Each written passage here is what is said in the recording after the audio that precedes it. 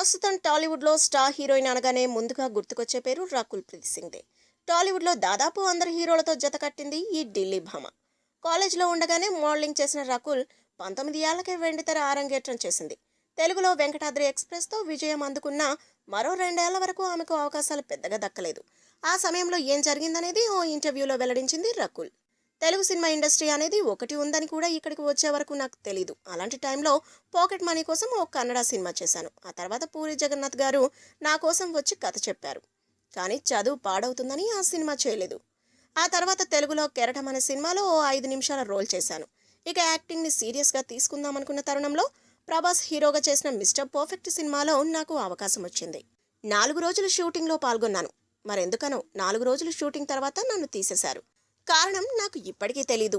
ఆ సినిమా నుంచి నన్ను తీసేసిన తర్వాత మిస్ ఇండియా పోటీల కోసం ఢిల్లీ వచ్చేశాను.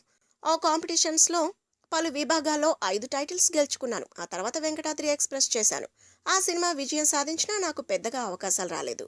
కొన్ని పెద్ద సినిమాలకు ముందు నన్ను తీసుకొని తర్వాత మార్చేసేవారని చెప్పింది Rakul. If you like the video, please like us and subscribe Tollywood Nagar.